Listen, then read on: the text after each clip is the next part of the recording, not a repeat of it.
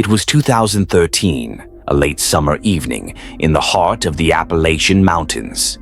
Sarah, an adventurous 21-year-old college student, had taken a solo hiking trip through the woods.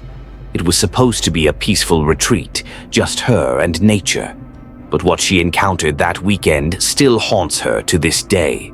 The first day was uneventful, beautiful trails, birds chirping, and the smell of pine filling the air. But as the sun began to set, she found a perfect spot to set up camp. The forest was eerily quiet. Too quiet. She couldn't shake the feeling that something was watching her, but she shrugged it off as paranoia. After all, she was alone, deep in the woods. Of course, her imagination would run wild. Around 1 a.m., Sarah was jolted awake by the sound of snapping branches. She lay still in her tent, her heart pounding. There it was again. Crack, crack, like footsteps. At first, she thought it was a deer, but the steps were too heavy. They had a deliberate pace. Slowly, she unzipped her tent just enough to peek outside. Nothing. The forest was dark, with shadows cast by the faint moonlight, but something wasn't right. Out of the corner of her eye, she noticed a dark figure standing just beyond the tree line. It was human-shaped but unnaturally tall, at least 7 feet. Its limbs were long and thin, almost grotesque. It wasn't moving, just standing there, staring directly at her. Frozen with fear, Sarah didn't dare move. She closed her eyes, hoping it was just a nightmare. When she opened them again, the figure was gone. She spent the rest of the night in sheer terror, clutching her sleeping bag, praying for daylight. The next morning, she packed up her camp as quickly as possible. As she made her way back to the trail, she noticed something odd, a large footprint. But it wasn't the shape of a boot or shoe. It was wider and the toes were long, almost claw-like. Panic surged through her. She needed to get out of those woods. She sped through the trail, constantly looking over her shoulder. After what felt like hours, Sarah finally reached her car. But as she was loading her backpack into the trunk, she felt it again. That same unnerving feeling. Slowly, she turned around.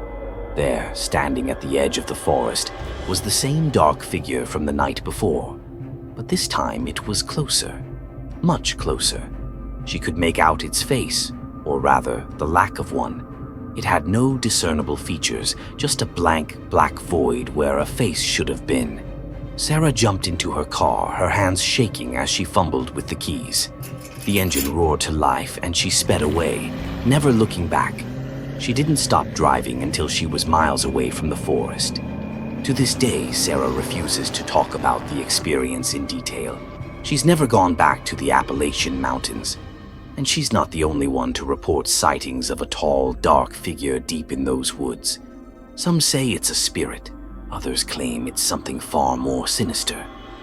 But whatever it was, Sarah knows one thing for certain. It wasn't human.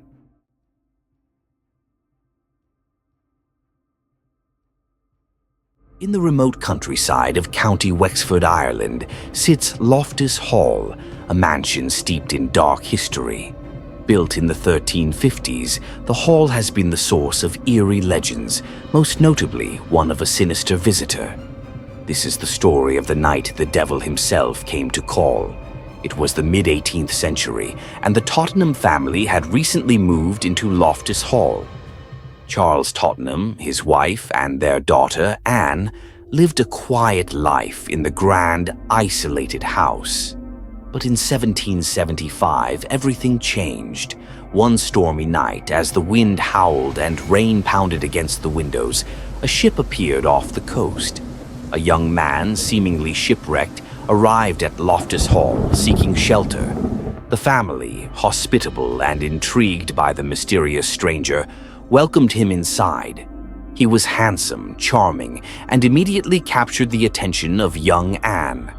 Over the next few days, he became a frequent visitor, spending time with the family and growing closer to Anne. One evening, the family gathered in the grand parlor for a game of cards. The fire crackled in the hearth as they sat around the table playing in the flickering light. The mysterious visitor sat across from Anne, their eyes occasionally meeting in the dimly lit room. As the game progressed, Anne bent down to retrieve a card she had dropped, but when she looked under the table, her heart stopped. The man had cloven hooves. Anne screamed and pointed at him. Her father sprang to his feet, but it was too late. The visitor, realizing his true form had been discovered, stood abruptly. In a blinding flash, he shot up through the ceiling, leaving behind a hole that would never be fully repaired. The smell of sulfur lingered in the air, and Anne collapsed to the floor, stricken with shock. After that night, Anne's condition deteriorated rapidly. She became withdrawn, refusing to speak or eat, and spent hours staring out the window, waiting for her mysterious lover to return. Eventually, she was confined to her room. Not long after, she died under mysterious circumstances. Some say it was heartbreak, others claim it was something far darker that had taken her. Her death left a chilling presence in the house.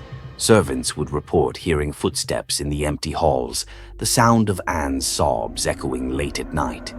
Visitors often described feeling cold spots and seeing strange shadows lurking in the corners of rooms.